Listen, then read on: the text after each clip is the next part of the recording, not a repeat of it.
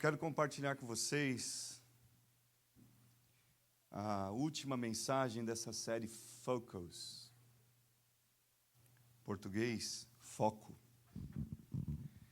E logo que eu cheguei aqui, uma pessoa disse para mim, ou logo que a pessoa chegou, já estava aqui. A pessoa disse para mim: nossa, pastor, estou confuso com essa sua camiseta, está confundindo a minha vista. E foi esse meu intuito, confundir vocês, para que a gente possa medir que existe uma possibilidade da gente também estar sendo confuso. Há aqueles que olham para a gente e esperam ver na gente Jesus. E esperam ver na gente um padrão, um modelo de quem diz que serve Jesus, de quem foi chamado para servir Jesus. E vamos para a palavra então, porque a camisa... Obrigado, Ed. A camiseta é uma mensagem, mas a palavra é a principal mensagem. É toda a mensagem. Então, Filipenses capítulo 3, versículo 12. Eu li na primeira mensagem que ministrei, eu ministrei de Filipenses 1 a 11, foi onde a gente meditou. A Ná falou sobre Filipenses semana passada e eu tentei sair de Filipenses essa semana. Algumas vezes, eu orando, pedindo a Deus uma palavra para hoje, e o Espírito Santo não me deixou sair desse capítulo, desse livro, e eu entendi que era aqui então que Deus queria falar com a gente. E o Senhor me deu uma mensagem, só que agora a gente vai do verso 12 ao verso 21. Abra aí, Filipenses capítulo 12, ou capítulo 3, verso 12, até o verso de número 21.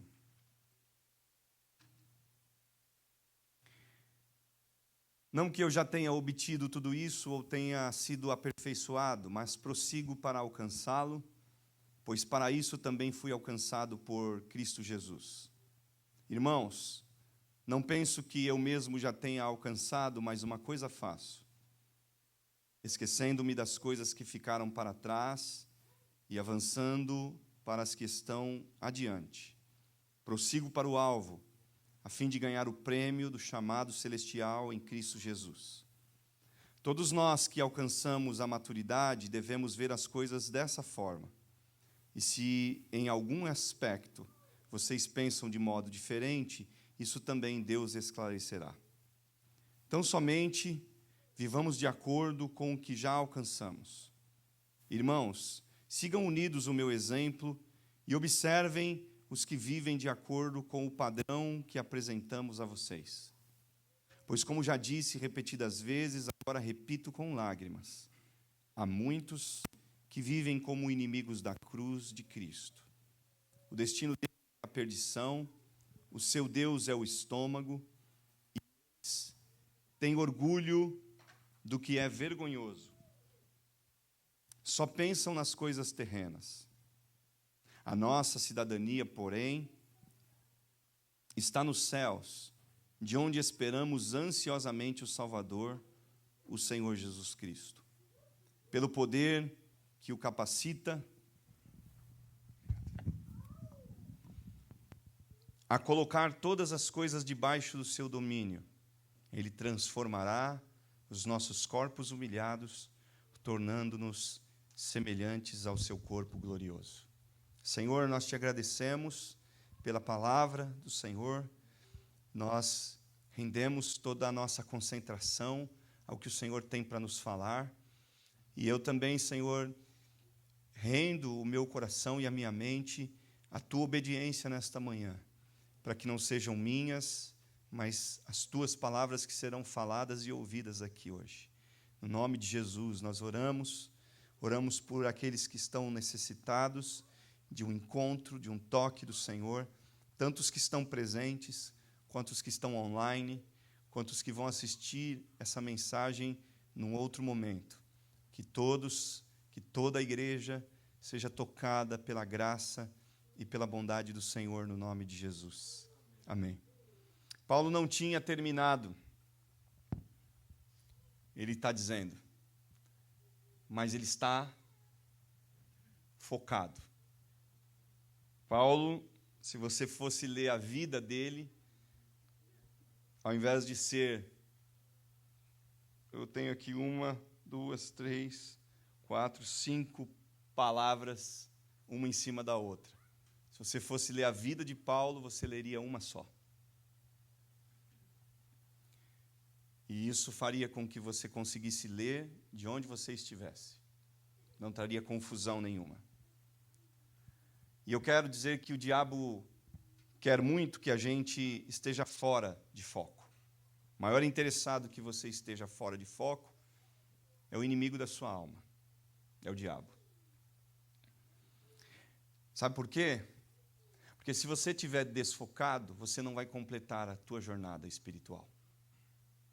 Se eu estiver desfocado, eu não vou completar a minha carreira. E se eu não completar a minha carreira, num desfoque, eu não vou morar com Deus eternamente e com Jesus. Então o inimigo vai trabalhar muito para trazer desfoque à nossa forma de vida, ao nosso propósito de vida, ao modo como a gente vive. E eu, olhando para a vida de Paulo, para as palavras de Paulo aqui, à igreja de Filipos, percebo 3 qualidades na vida de quem está no foco. Porque daí você se pergunta, o que é estar no foco? Como é que eu estou no foco? Eu me lembro da primeira mensagem que eu falei aqui, eu falei sobre os 3 tipos de pessoas, baseado no que Paulo tinha dito, que era o ímpio, era o que vivia a falsa religião, de onde Paulo tinha saído, e era o cristão verdadeiro. E o cristão verdadeiro tinha algumas características, que está também na primeira parte do texto. Agora, outras características na vida desse cristão verdadeiro, que é a pessoa que está vivendo o foco do Evangelho, do chamado de Jesus, estão aqui também contidas no texto. E a primeira está no verso 12 desse capítulo. A primeira é: o que está no foco não se acomoda no que já viveu em Deus. Vou repetir. Você pergunta, quem é que está no foco, pastor? À luz da palavra. O que está no foco é quem não se acomoda daquilo que, ou naquilo que já viveu de experiência com Deus. Porque no verso 12, Paulo está dizendo, não que eu já tenha obtido tudo isso, ou tenha sido aperfeiçoado. Perceba que esse homem que está escrevendo é um velho, é um senhor, ancião, muitos anos de vida, já cansado, tinha exercido um ministério extremamente eficaz, profícuo, grande, extensivo. E agora, nos tempos do fim da sua vida, ele está dizendo, eu não obti tudo isso ainda. Eu ainda não fui aperfeiçoado inteiramente. E sabe por que Paulo escreve isso? Porque aquilo que a gente já viveu não pode servir como um ponto final. Aquilo que a gente já experimentou de Deus não deve servir como um ponto de acomodação. O que você já conheceu de Deus, o que você já viveu com Cristo, é bom, é maravilhoso. Paulo também já tinha vivido isso. Ele já tinha vivido a experiência do tremor na cadeia, quando Deus enviou um terremoto lá e ele foi liberto. Ele já tinha vivido a experiência de ter libertado uma mulher que vivia uma vida de engano e de ocultismo, sendo uma adivinha. Paulo já tinha vivido o cuidado de Deus no naufrágio, quando estava indo para Roma. Paulo já tinha vivido a experiência do capítulo 9 de Atos, que foi a conversão dele a Jesus, onde Jesus se manifestou personalmente, pessoalmente, falou com ele: Paulo, por que você me persegue? Não era um anjo, era o próprio Jesus que estava falando com Paulo, uma luz que brilhou, e essa luz, eu creio que era a glória de Jesus. E ele tem tantas experiências incríveis que eu poderia continuar falando aqui, das quais ele inclusive cita na primeira parte do capítulo 3, ele tem tantas experiências que ele poderia dizer: já cheguei onde queria chegar, posso me acomodar, posso ficar onde estou, que está tudo bem. E Paulo não faz isso. Ele pega todas essas experiências e usa como referência, que é o que você deve fazer, e ele usa como testemunho, que é o que a gente deve fazer. As experiências que você já teve com Deus devem ser usadas como referência. Quais foram as suas primeiras experiências com Jesus? Como é que você viveu o seu primeiro amor? Isso é uma referência. Porque a gente tem que pegar hoje e perguntar: será que eu estou vivendo esse primeiro amor? Será que eu estou atento àquilo que eu estava atento e àquilo que eu ficava atento no começo da minha fé?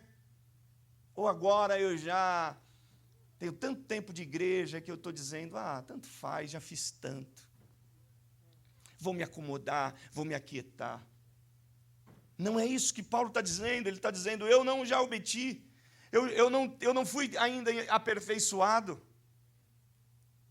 As tuas experiências com Deus, elas servem de referência e de testemunho, só isso. Elas não servem para o teu hoje.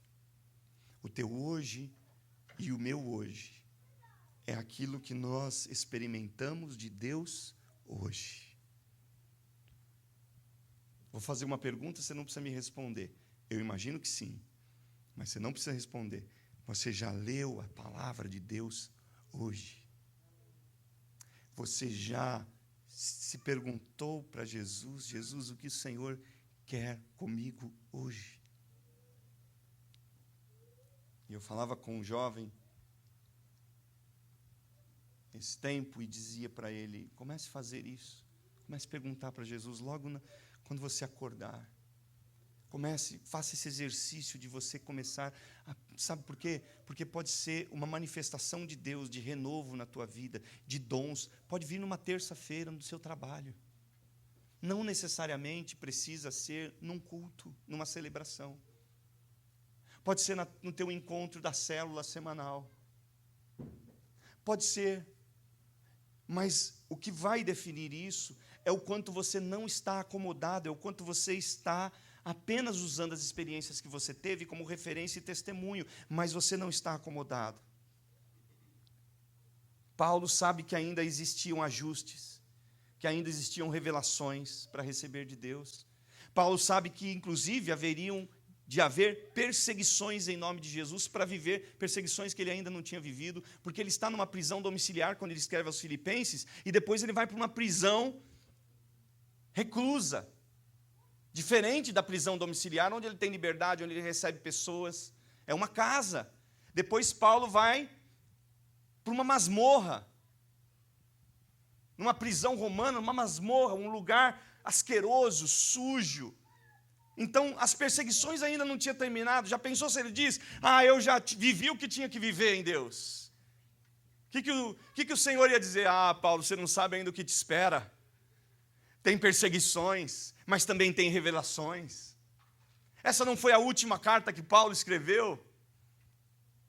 Paulo deve ter ganhado muitas outras pessoas para Cristo depois dessa carta. Então, é por isso que ele está dizendo: eu ainda não obti tudo isso, eu ainda não fui totalmente aperfeiçoado, porque haviam obras, transformações, coisas e passos de Deus para ele viver e para Deus promover na sua vida. Quantas curas e milagres e experiências a gente já viveu com Jesus? Vamos se acomodar nelas?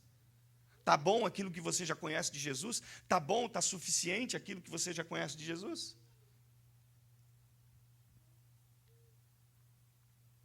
Vocês se lembram dos 10 leprosos? Por que um só voltou para agradecer, 9 não?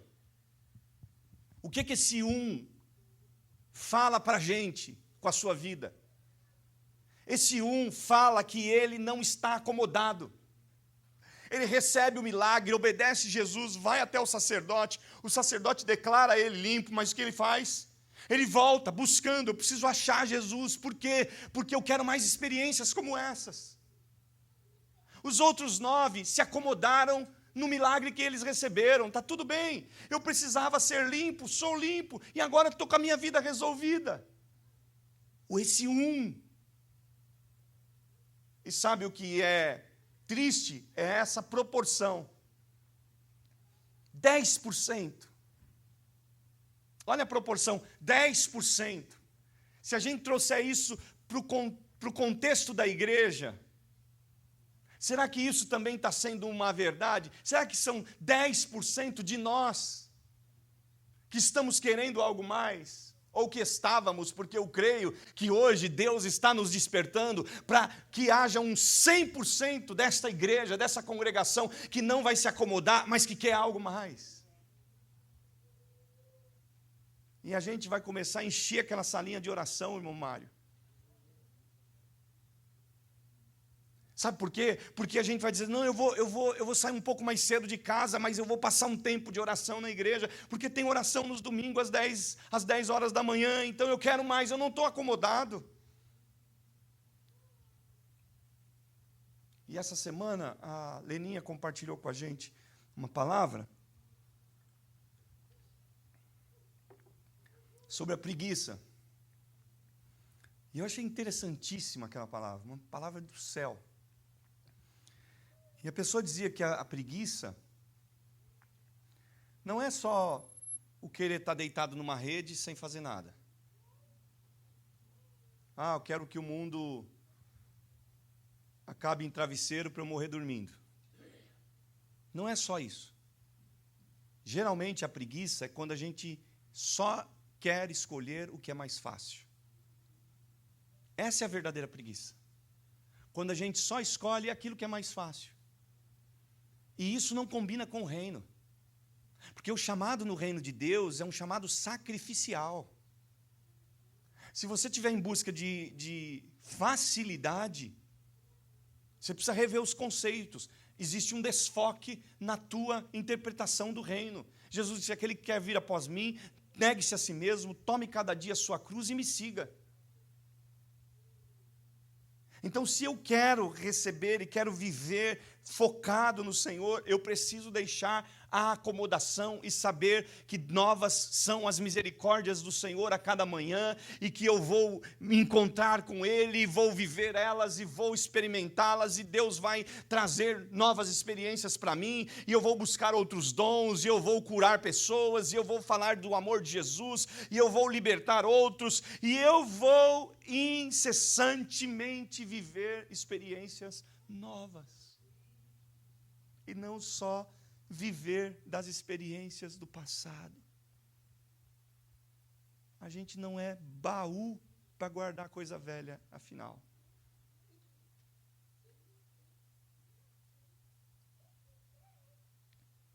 A segunda coisa que Paulo mostra por estar focado é que o focado segue em frente por causa do foco que possui. Verso 14, ele diz, eu prossigo para o alvo. O verso 12 que nós lemos, ele está dizendo, não que eu tenha alcançado. No verso 14, ele diz, eu prossigo para o alvo, a fim de ganhar o prêmio do chamado de Deus em Cristo Jesus. Prosseguir para o alvo é a gente dizer sim ao chamado que Deus está fazendo a nós. E o chamado de Deus são, pelo menos, de duas formas. A primeira, Deus nos chama para um ajuste de prioridades. Está na palavra, verso 18 e 19.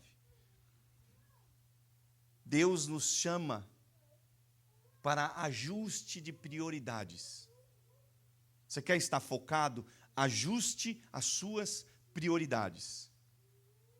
Siga em frente. Como é que eu sigo em frente, pastor? Ajustando as suas prioridades. Por que seguir em frente?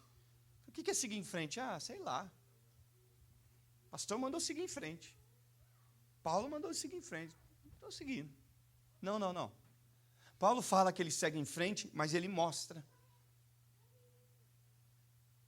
o porquê que o que ele está seguindo. E antes dele dizer o que ele vai seguir, ele mostra o que é que ele não vai seguir. O que é que ele vai romper? Esse seguir em frente, primeiro, é uma disruptura de algo que ele precisa, que ele não pode estar ligado, para uma associação a algo que ele vai estar inteiramente ligado. Olha o verso 18, o que é que diz o texto. Pois, como já disse repetidas vezes, e agora repito com lágrimas, há muitos que vivem como inimigos da cruz de Cristo. O destino deles é a perdição. O seu Deus é o estômago.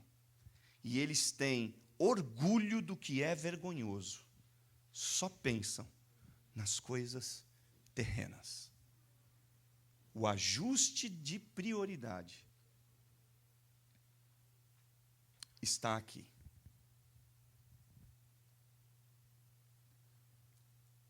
Paulo está dizendo, existe uma categoria de pessoas que são inimigos da cruz. Por que são inimigos da cruz? Porque não creem na cruz? Porque falam mal, blasfemam da cruz? Não. Eu não preciso blasfemar da cruz para ser inimigo da cruz. Eu só preciso viver contra o que a cruz conquistou para mim, para que eu seja considerado inimigo da cruz. Eu não preciso declarar, sou contra o evangelho, virei satanista, virei minha cruz de ponta cabeça. Não, você não precisa fazer isso. Esses são inimigos da cruz numa outra dimensão. O que Paulo está dizendo é de inimigos da cruz que vivem contrários ao que a cruz conquistou para a gente viver. E aí está o ajuste das prioridades.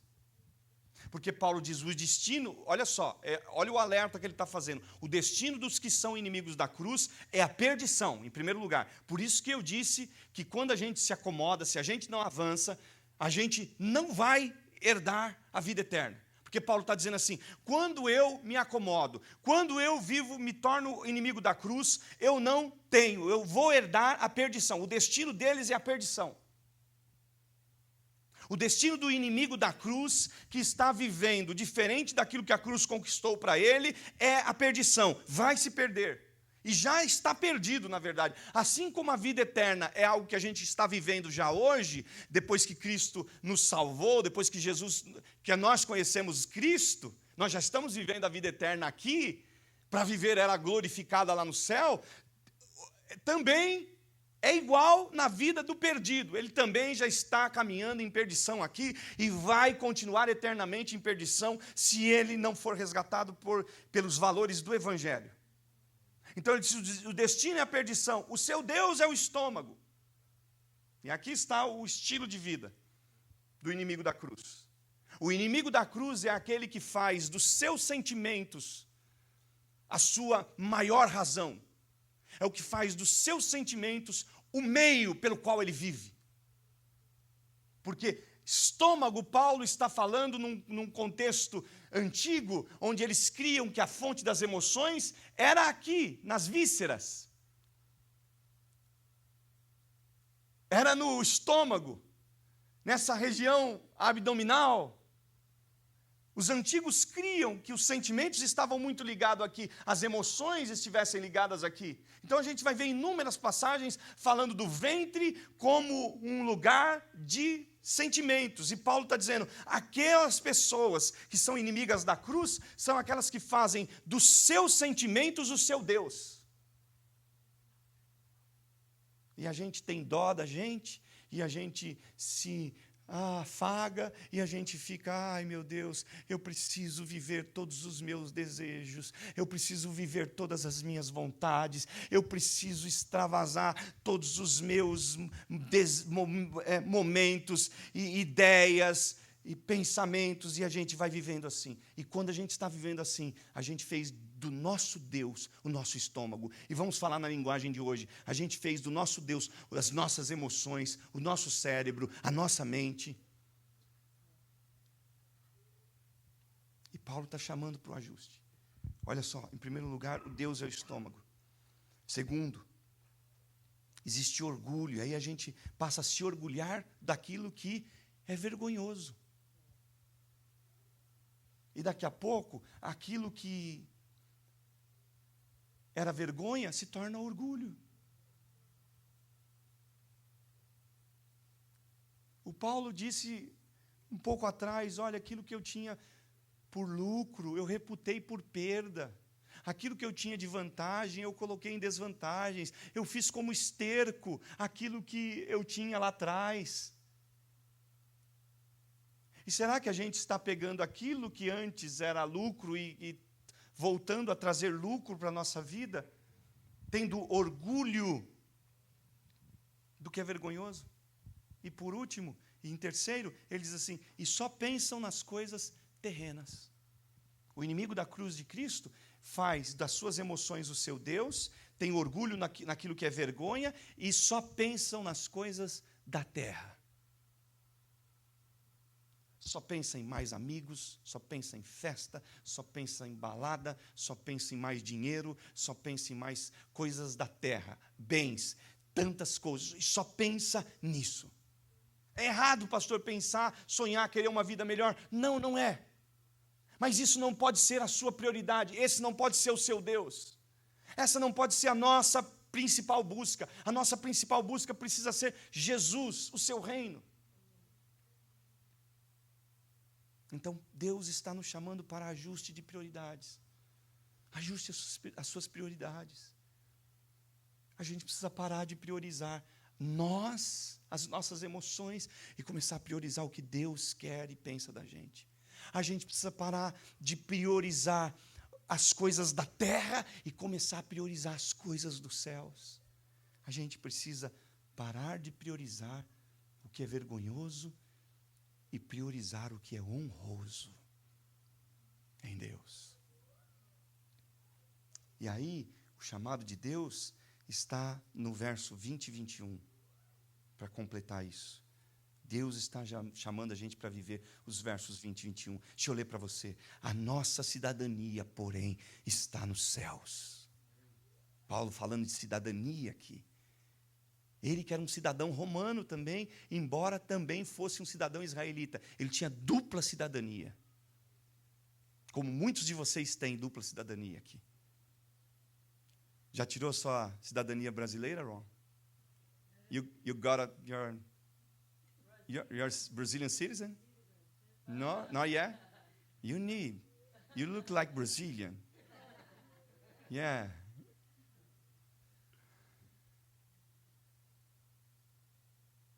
Oscar, está na hora de tirar a terceira, viu? Honduras, americana, brasileira. Precisa tirar a brasileira. You are Brazilian. Paulo está falando de cidadania, ele está dizendo, a nossa cidadania, porém, está nos céus. Porque é claro que naquela época se preocupava muito com isso. De onde você é? Que cidadania que você tem? Oh, cara, você tem cidadania romana. Era o império da época que dominava tudo. Ser romano na época era ser americano hoje. Uau, qual é a sua cidadania? Deixa eu ver o seu passaporte. Uau, ele é United States of America. Que lindo, que precioso. E Paulo está dizendo assim, a minha cidadania é a celestial, está nos céus. Eu não estou nem aí para o meu passaporte israelense, eu não estou nem aí para o meu passaporte romano, eu estou atento é que o meu passaporte dos céus, esse é que tem que estar totalmente, inteiramente válido, diariamente pronto para o dia da minha viagem, para o dia da minha chegada no céu. E ele diz, de onde esperamos ansiosamente, olha a expectativa de Paulo, existe essa ansiedade no aspecto de querer muito, no aspecto de cuidar, de zelar daquilo pelo qual ele está esperando. Esperamos o Salvador, o Senhor Jesus Cristo. E aí no versículo 21, pelo poder que o capacita a colocar todas as coisas debaixo do seu domínio, Ele transformará os nossos corpos humilhados, tornando-los semelhante ao seu corpo glorioso. Esse é o foco. Esse é o foco. Esse tem que ser o foco. Você pode até juntar um dinheiro e ir lá fazer uma lipoaspiração e falar assim, eu vou dar uma mudada no meu corpo, mas você precisa pensar todo dia, é no corpo glorioso que Jesus vai transformar o seu. O que mais você precisa desejar não é onde é que vai ser a próxima plástica, como vai ser o próximo botox, mas a sua maior expectativa tem que ser como é que vai ser essa transformação num corpo glorioso que Deus vai me dar.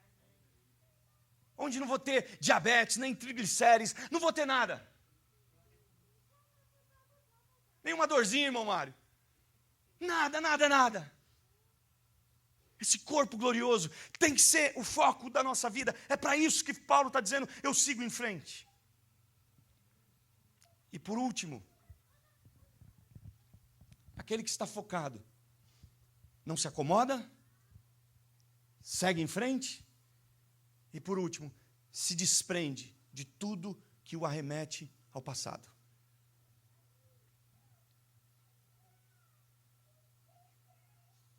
Se desprende de tudo que o arremete ao passado.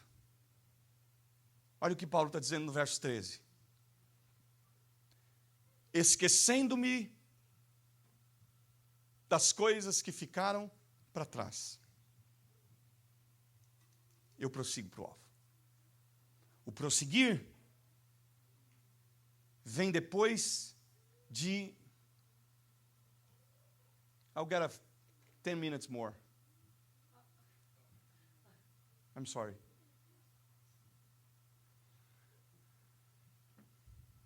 But you can start, please.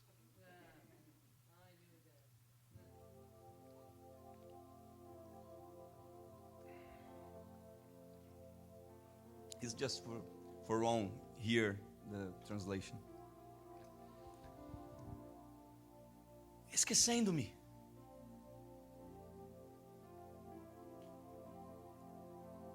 E eu fiquei pensando, o Espírito Santo ministra ao meu coração, que esse esquecimento, esse se esquecer, ele pode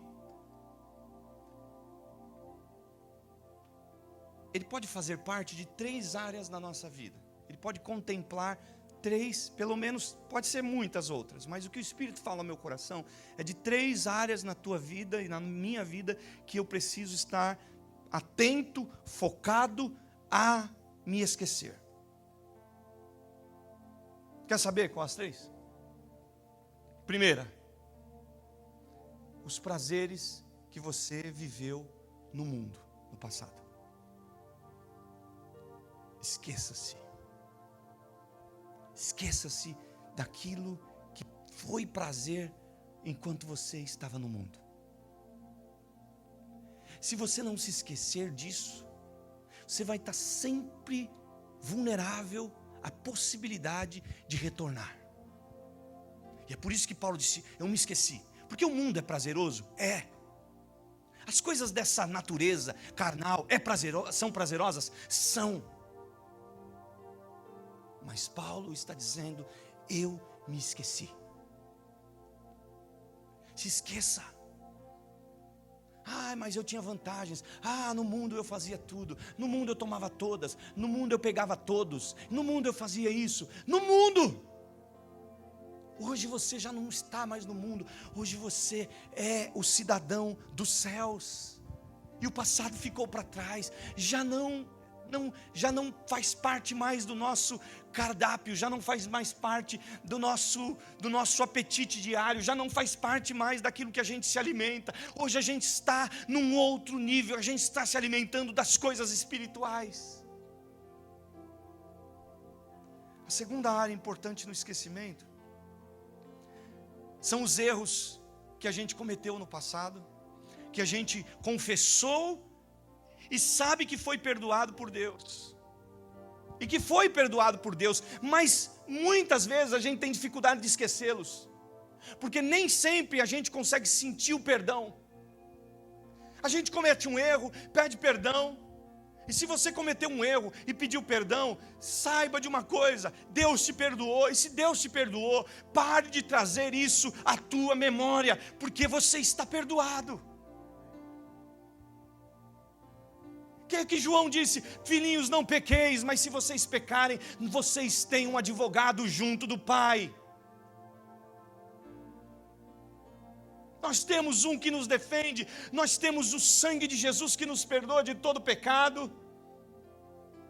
Nós temos a pessoa de Jesus que nos perdoa de tudo, não importa o tamanho da ofensa, não importa o tamanho da falha, Ele nos perdoa sempre, Ele nos libertou de todo o pecado, e nós já não estamos mais debaixo desse pecado, nós estamos debaixo da graça, da bênção, da redenção, do amor de Jesus. Então se esqueça do passado, se esqueça do passado. E um terceiro esquecimento importante que o Espírito Santo fala ao meu coração é que a gente precisa também se esquecer dos erros que cometeram contra nós, das traições, das fofocas que fizeram ao nosso respeito, das injúrias, das calúnias, das investidas más contra nós. A gente precisa estar pronto para se esquecer do que fizeram contra você, contra nós. E eu me lembro de José, que está no final da vida do seu pai, do Jacó. Ele já tem toda a sua família junto dele depois, já tinha sido honrado, já tinha sido governador, salva toda a família da morte, e agora ele reúne os seus irmãos depois que o seu pai morre, porque ele percebe que os seus irmãos estão achando que ele não se esqueceu do erro que eles cometeram, que ele vai se vingar deles. E José reúne todos eles e diz assim: vou dizer uma coisa para vocês, eu não vou me vingar de vocês. Sabe por quê? Porque eu já me esqueci do que vocês fizeram. Eu já me esqueci do que vocês fizeram intentando o mal, Deus reverteu em bem. Eu estou na promessa de Deus, eu estou vivendo na graça de Deus. Se esqueça. Ele inclusive teve 2 filhos, Manassés e Efraim. Manassés é o primeiro filho, Efraim é o segundo.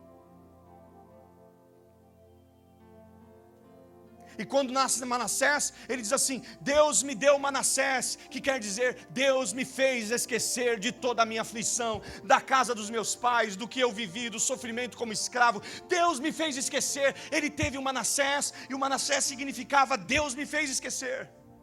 E ele disse: depois Deus me deu o Efraim. Sabe o que significa Efraim? Deus me fez crescer na terra da minha aflição. Sabe qual tem que ser a primogenitura da tua vida? Tem que ser o esquecimento, porque existem crescimentos que só virão depois do esquecimento. Existem fases, existem estágios na sua vida que só virão depois que você conseguir se esquecer, depois que você conseguir perdoar quem te ofendeu, depois que você conseguir se esquecer do pecado que Deus te perdoou, só depois disso. E José consegue virar essa chave. Vire essa chave hoje e se sinta e liberte também quem te ofendeu, quem trouxe prejuízo para a tua vida. A partir de hoje, se esqueça disso. E é possível que você diga: pastor, impossível esquecer. Tudo bem, ainda que você não se esqueça da memória, mas que o perdão que você vai liberar faça com que você se esqueça dessa dor. Está na hora de você dizer: Deus, derrame o seu bálsamo sobre essa ferida que ainda insiste em estar aberta, porque ela vai se fechar no teu nome, e eu vou viver como alguém que já não me lembro mais do que fizeram contra mim. Se esqueça. E eu vou contar a experiência aqui, uma história que eu me lembrei essa semana. Essa semana eu vivi uma situação inusitada. Eu estava vindo para Ponta Gorda,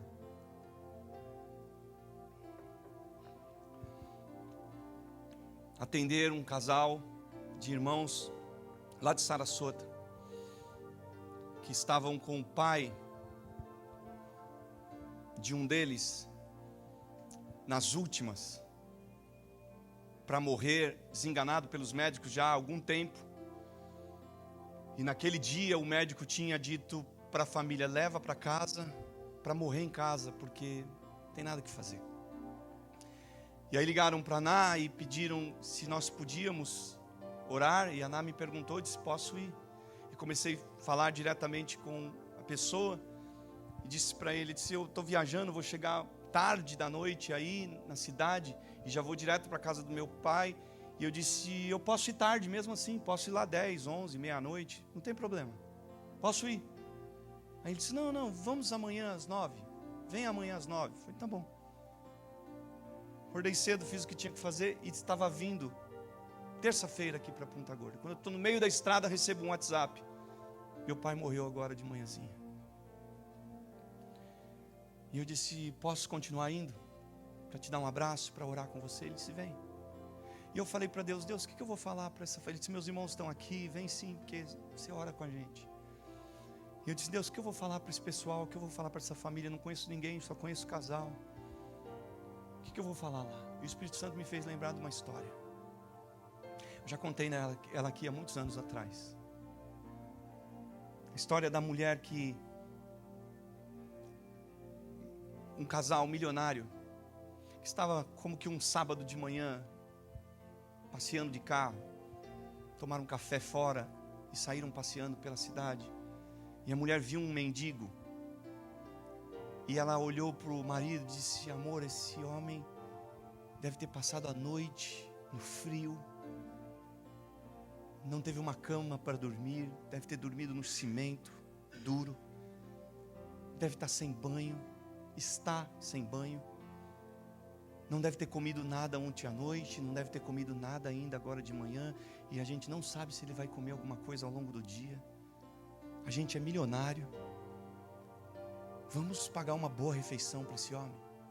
E o marido concordou. Ela pegou uma nota de $100, e eles pararam um carro, chamaram o mendigo e disseram para o mendigo: ei moço, vem aqui.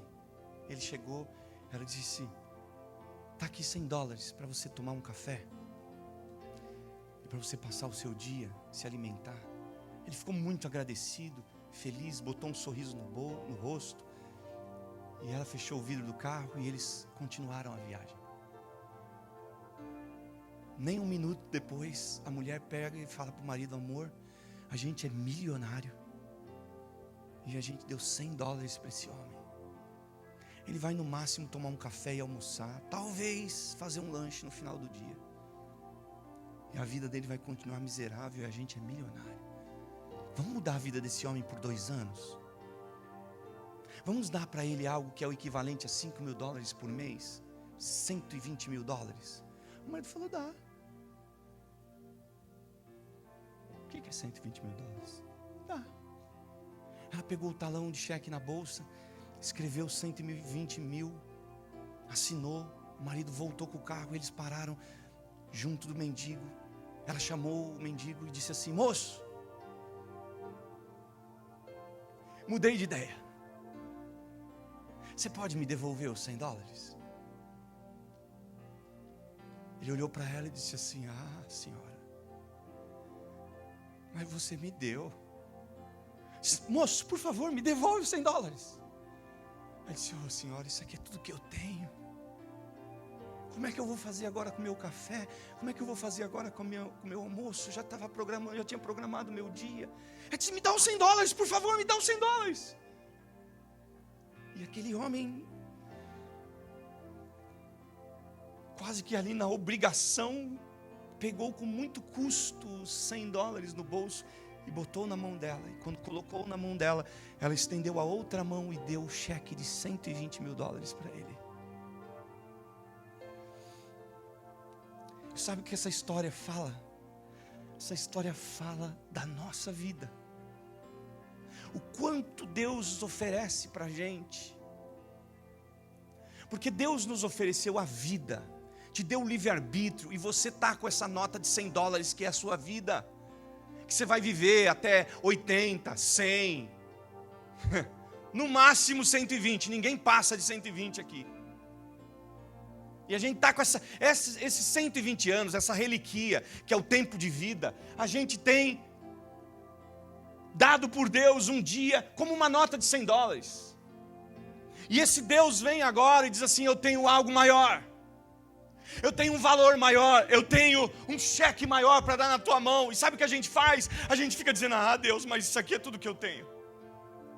Ah, Deus, mas se eu te der isso aqui, como é que fica o resto? Ah, Deus, mas se eu te der isso, e agora? E depois? E Deus está dizendo: me dá. Me dá isso.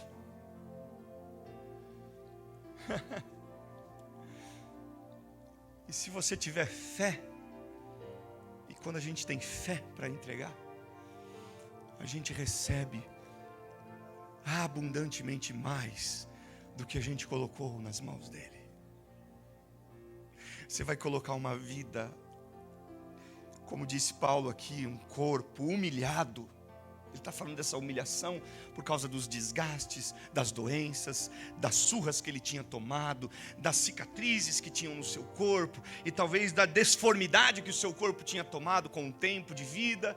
E ele está dizendo assim: Deus vai trocar o corpo humilhado da gente em um corpo transformado, glorioso.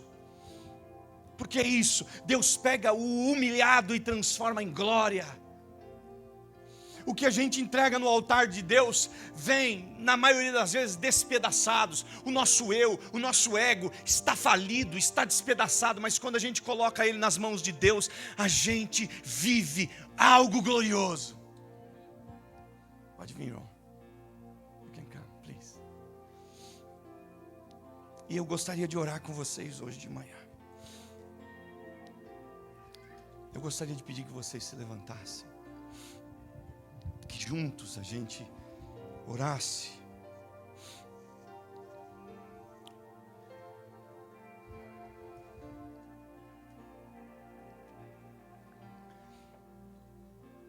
E eu gostaria também de orar por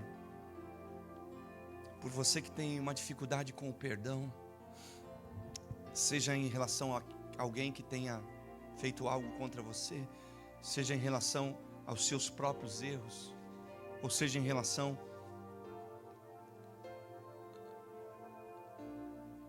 ou com dificuldade com o esquecimento, ou seja em relação aos prazeres que você viveu no mundo e que você sente que ainda assombram a tua vida, como que te chamando de novo, te chamando para voltar. Eu gostaria de orar com você. E se você quiser sair do seu lugar e vir ao altar, fique à vontade.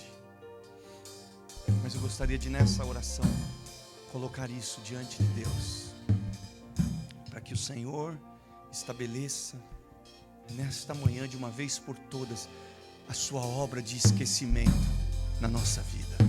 O que é que você precisa esquecer, que você não está conseguindo?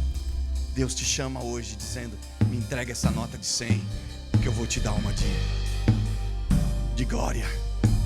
Me entrega essa situação quebrada, me entrega essa situação humilhada, e eu vou te dar algo glorioso. Ó Senhor, nós colocamos diante do Senhor a nossa vida, diante do teu altar. Esquadrinha a nossa vida na tua palavra, e o Senhor já esquadrinhou hoje de manhã, e a gente coloca diante do teu altar, Senhor, tudo. Nós dizemos que nós não vamos viver na acomodação daquilo que a gente já experimentou.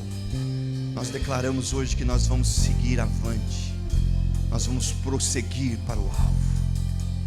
Não o prosseguimento no comportamento dos inimigos da cruz de Cristo, mas o prosseguimento daqueles que rejeitam a inimizade da cruz. Nós não vamos pensar só nas coisas terrenas, nós não vamos nos ocupar só das coisas desta terra. O nosso Deus não são as nossas emoções, não será só o nosso desejo. O nosso Deus é o Senhor, que nos fez, que nos salvou, que morreu por nós na cruz, Senhor. E nós colocamos diante do teu altar a nossa mente, para esquecermos de uma vez por todas do mundo que ficou para trás, que a gente possa ter experimentado. Nós esquecemos hoje diante do altar do Senhor, nós colocamos, Senhor, o nosso coração, a nossa mente para no nome do Senhor, debaixo do sangue de Jesus, esquecer de uma vez por todas do mundo, esquecer do pecado que confessamos e que o Senhor nos perdoou, e também nos esquecer, Pai, do mal que fizeram contra nós, seja qualquer que for esse mal. Nós nesta manhã, Senhor, decidimos por esquecer, selamos com um pacto, selamos, Deus, com a Tua palavra, selamos com a Tua presença, com a presença do Teu Espírito, selamos com o que o Senhor faz, em nome de Jesus, em nome de Jesus.